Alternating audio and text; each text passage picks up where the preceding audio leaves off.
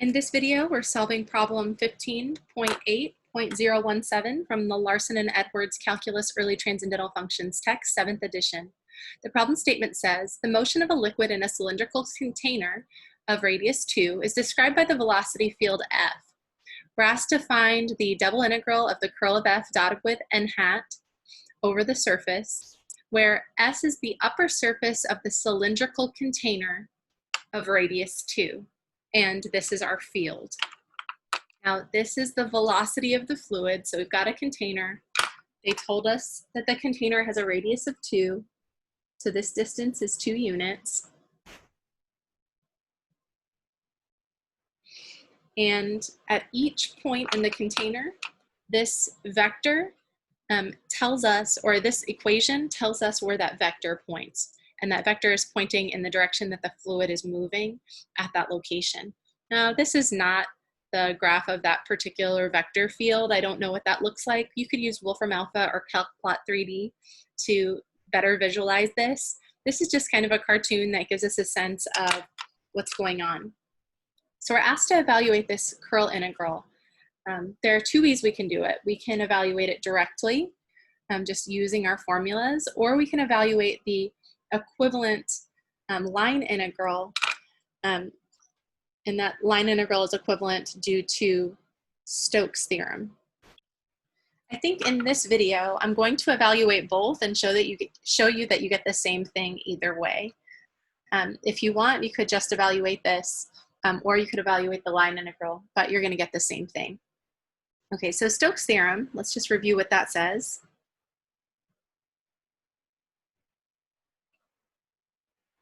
This says that under certain conditions, the surface integral of the curl of f dotted with that unit normal vector is equal to the line integral over c of f dotted with dr. Now, in this case, c is the boundary of that surface. Now, they told us that the surface S is the upper surface of the cylindrical container. I really don't have any idea what that upper surface looks like, so I'm just going to assume that, that this container, this cylindrical container, has a level top. So this is our surface S. And if I choose to put the origin at the bottom of that cylindrical container, the x-axis is coming out at us, the y-axis is going off to the far right, the z-axis is going up. If this is level, if this is parallel to the xy plane, the surface is just given by z equals some constant, and I don't know what that constant is, so I'll just call it z naught. So Stokes' theorem says that this surface integral of the curl of f dotted with n hat, so that's if this f represents the velocity field of a fluid, and it does. That's sort of a collective tendency of that fluid to rotate around on the whole surface. It turns out that that's equal to the line integral of that velocity field over the boundary. And remember what that means. We've got a boundary here, and it has to be oriented in the right way. We'll talk about that when we talk about the conditions in a second. This is a measure of how much that fluid is flowing along the boundary. Now, if you're saying it's a container, it's not really flowing along the boundary, you're right, but we're just talking about tangent to the boundary, just right there on the inside of that container. So that is the curve C. And C has to be oriented this way because of what I'm about to talk about. So this is true under certain conditions. This is provided that S is an oriented surface.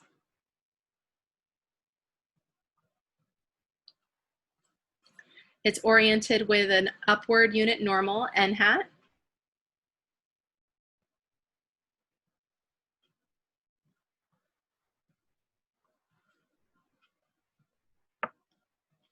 And C, that's the boundary of S, is a simple curve, so that means it doesn't cross itself. It's closed, so it starts and ends at the same place. It's piecewise smooth, so it's okay if it has a sharp corner or two, it just can't have infinitely many. It just needs to be smooth in pieces. If all of that is true, and our field F, which is in the three-dimensional space, so it's going to have components m, n, and p, has component functions, m, n, and p, whose first partial derivatives are continuous.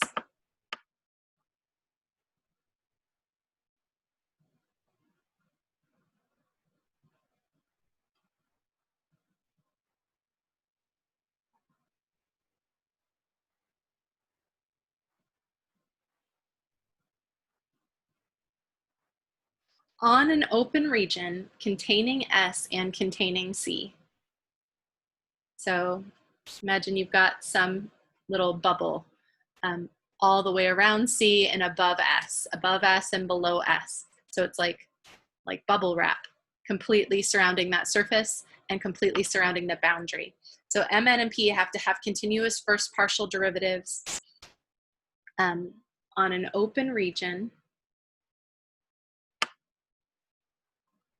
And that's that region inside the bubble wrap, not including the bubble wrap itself, containing the surface and containing its boundary.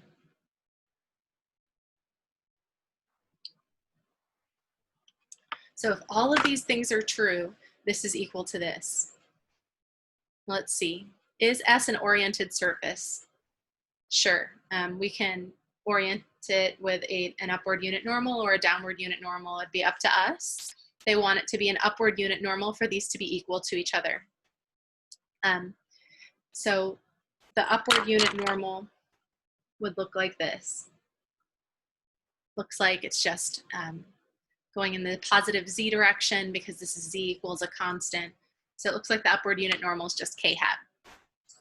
C is a simple, closed, piecewise smooth curve. And it needs to be oriented positively, or positively oriented, same thing. All that means is that when you look at that normal vector, so you're looking at the surface from above, C has to go around that normal vector in a counterclockwise direction. So if this is the normal and it's pointing straight out at you, C has to go counterclockwise relative to that pointing straight out at you.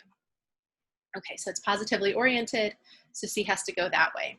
Okay, so this is true, this is true. This is obviously simple and closed and piecewise smooth, and I've drawn it positively oriented.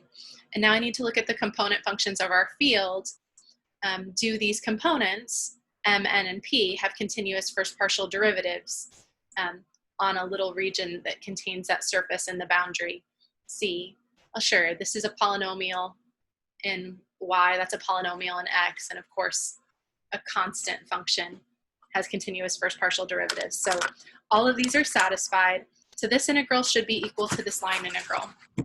And you can evaluate this one if you want to, then you'd be done with the problem. You will have answered their question. Or you can evaluate that one, whichever one is simpler. So what I'm going to do is I'm going to evaluate this one first. And then when I'm finished with that, I will evaluate that one and I'll show you that we get exactly the same thing. Okay, so the surface integral on the left needs to be written as an equivalent double integral. Right now we've got way too many variables, and we need a couple of variables to tie everything together. Since my surface S is parallel to the XY plane, I think it makes sense to project S onto the XY plane.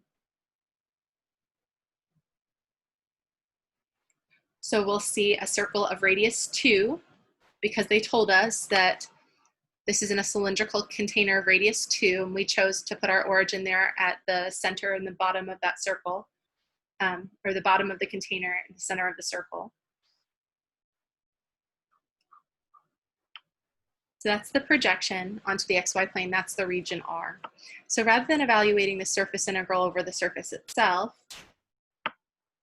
we evaluate the equivalent double integral projected onto a plane, usually the xy plane, but sometimes the yz plane or the xz plane. So we're going to take the projection onto R, and now I need everything here in terms of x and y only. So my curl, in general, would be a function of x, y, and z. So now I need it as a function of x and y only. So everywhere I see a z, I'm going to replace z with whatever z is in terms of x and y. In this case, z is just equal to z naught.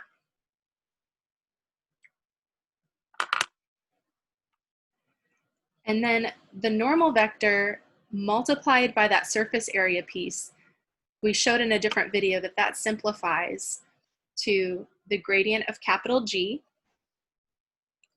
times that area piece in the plane that we're projecting onto. So we're projecting onto the xy plane, so that's going to be dx dy. Now, capital G is a function of 3 variables. It's another way of describing that surface. If z is given by a function of x and y, so z equals z naught in this case, if we subtract that function from both sides, so let's say z is given by little g of xy, then we'll have another way of representing that surface. We have capital G of xy and z equals 0. If you take the gradient of this, that's going to be a normal vector. It's not necessarily 1 unit long, but if you take that normal vector and you multiply it by dA, that's the same as taking that unit vector, that unit normal vector, and multiplying it by its surface area piece. So we come up with this equation, and then we take the gradient of this, because this is an alternate way of representing the surface.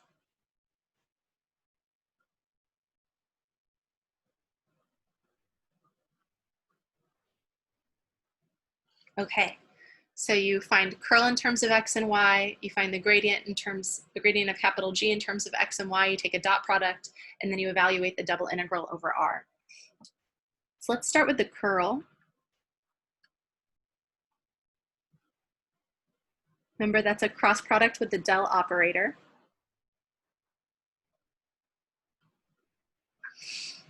So in the top row, you put I hat, j hat, and k hat. Actually, I'm going to write my steps out here. So first, we'll compute the curl. And you don't have to write it that way. I like to write it that way just to remind myself that curl is a vector, not a scalar like the divergence. It's like a cross product, and it's a cross product with a del operator. So the top row is I hat, j hat, and k hat. The second row includes those first partial derivative operators. And the third row is the field components themselves. So this would be m, n, and p in general. In this case, m is negative 1/6 y cubed, n is 1/6 x cubed, and p is 4. And then you evaluate the cross product, or you evaluate this the same way that you would evaluate a cross product. Just remember that every time you would typically multiply, you're operating instead.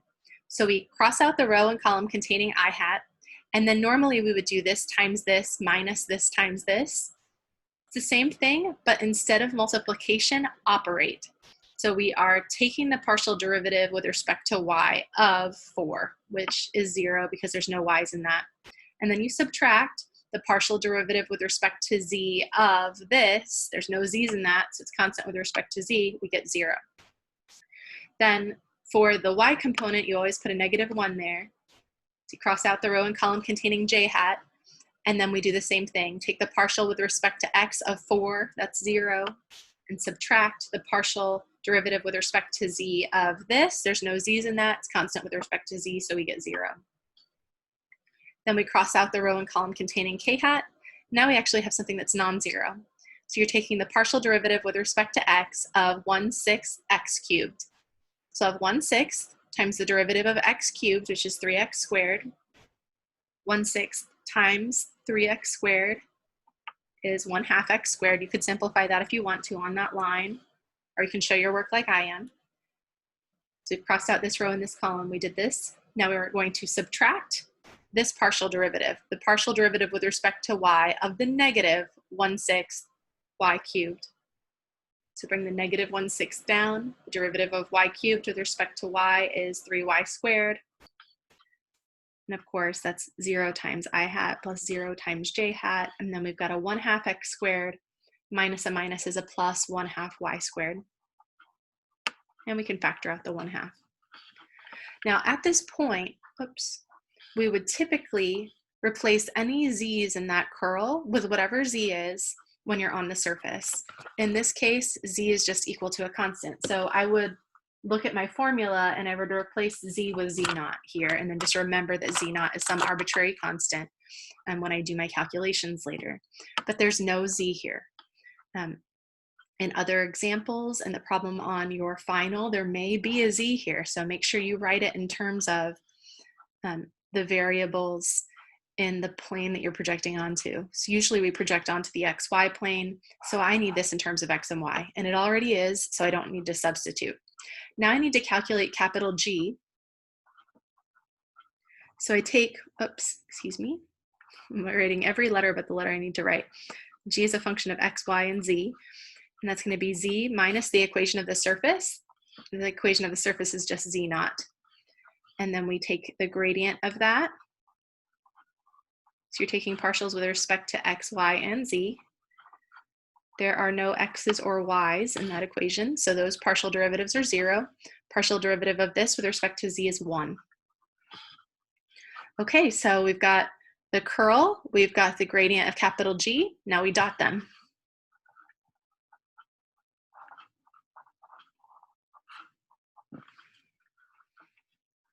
So I have 0 times 0 plus 0 times 0 plus this times 1, which is just itself.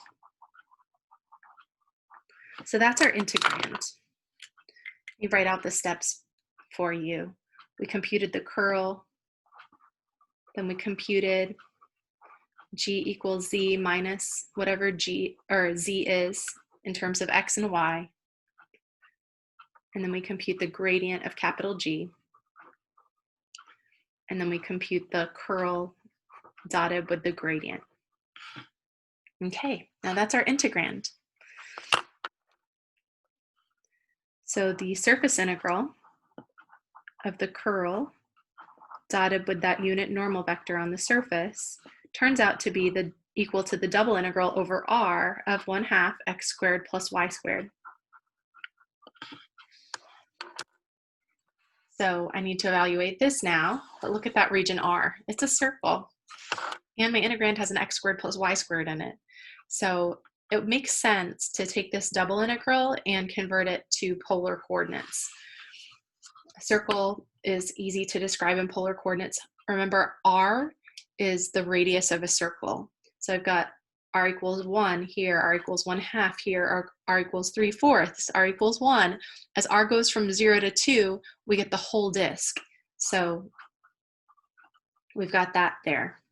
And that's provided that theta takes on all the values. Now at the same time, since we do have the whole disk, theta is an angle that sweeps. It starts here at theta equals 0 and it sweeps around the xy plane. So theta goes from 0 to 2 pi in this case. So to evaluate this double integral over r, we need bounds. Theta goes from 0 to 2 pi. R goes from 0 to 2. We need an integrand in terms of r and theta. X squared plus y squared equals r squared in polar coordinates. And then we need a new dA in polar coordinates. dA is r d theta. R times r squared is r cubed. So we've got 1/2 r cubed there. And we integrate with respect to r and with respect to theta.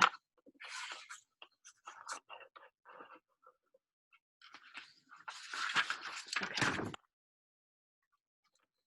Now this is the answer to the problem. They asked us to evaluate this double integral, or the surface integral, excuse me, and we're almost done with it. But I would also like to show you that you get the same thing if you do the line integral around the outside, that integral that gives you circulation. Remember, we start on the inside and we work our way out. Leave the integral from 0 to 2 pi alone. Bring the 1/2 down. Then here we'll add 1 to the exponent and divide by the new exponent.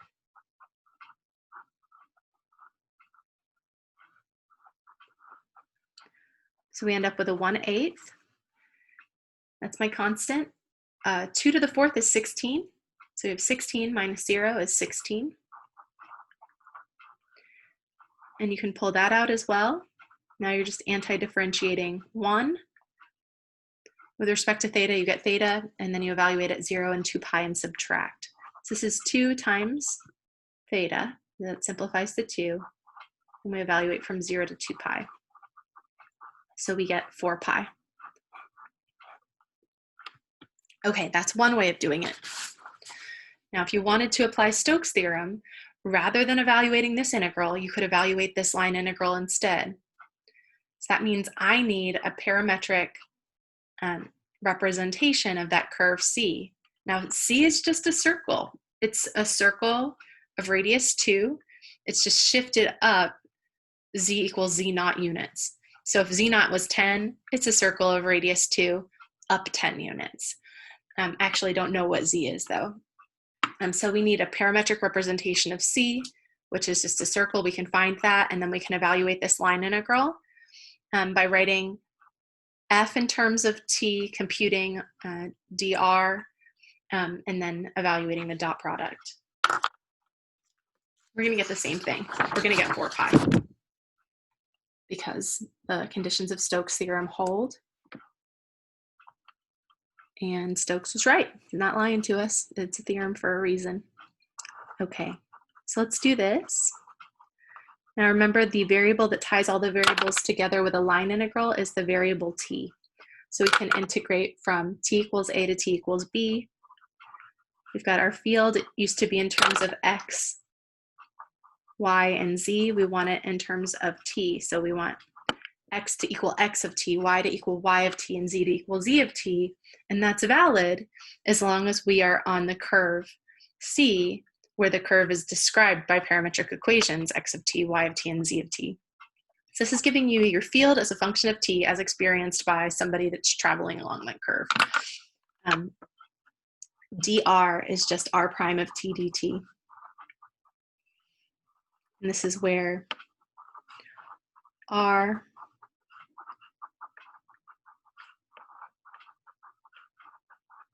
is a vector valued function that gives us the curve C. Okay, so the curve C, remember that's a circle of radius 2, and it's in the plane z equals z naught. So it's going to look like this.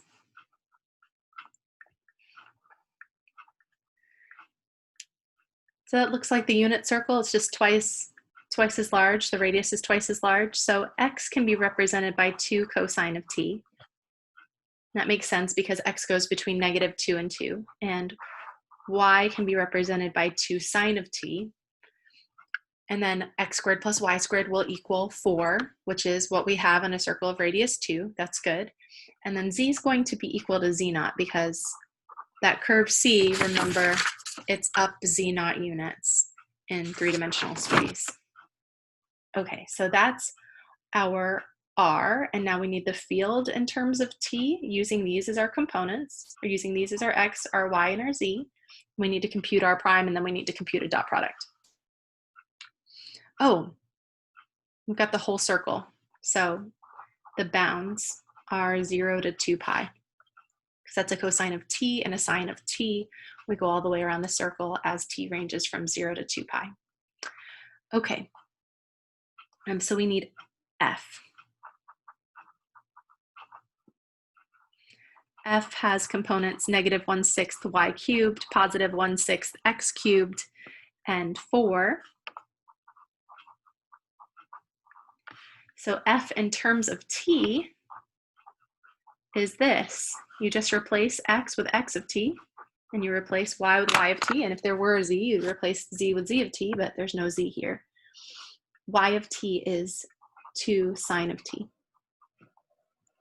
x of t is 2 cosine of t. And then you simplify.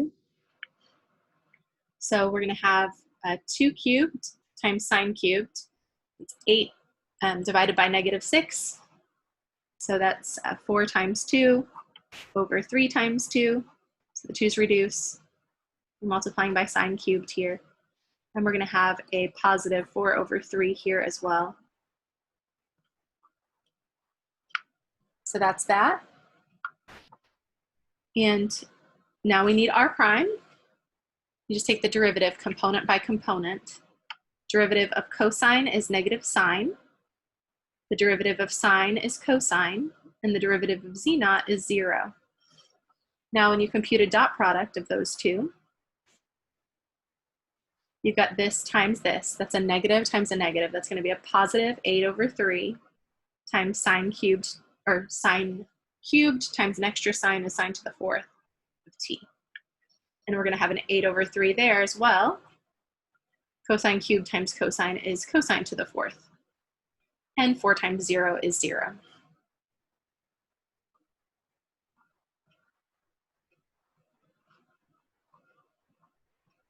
Okay, that's our integrand, and we're integrating from 0 to 2 pi. So in this case, I think the surface integral, although it was involved, you had to do a lot of calculations and you had to remember what all these things mean. Evaluating that integral, that double integral, was pretty simple. This isn't too bad, but we may have forgotten what to do with that sine to the 4th and cosine to the 4th. I'll remind you, but in this case, I may have preferred to do the surface integral instead if I were a student and I'd forgotten how to evaluate the integral of sine to an even power and cosine to an even power. So that's our integrand.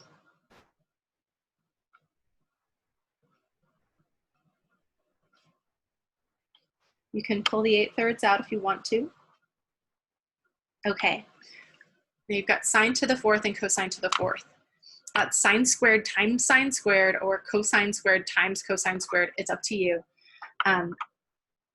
Whenever you have even powers of sine and cosine, and no odd powers anywhere, we always use power reducing formulas. Now sine of t, or sine squared of t, excuse me, is 1/2 of 1 minus cosine of double the angle. So that's sine squared. And I've got another one of those as well. So you can also think of that as sine squared squared. So you're saying this times itself, or this squared. So that's your sine to the 4th. Cosine to the 4th is very similar. That's cosine squared squared. And cosine squared, according to our power reducing formula, is 1/2 times the quantity 1 plus cosine of 2t.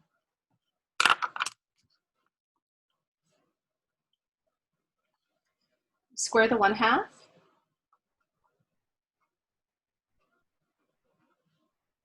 If you square this, you're going to get 1 minus 2 cosine of 2t plus cosine squared of 2t.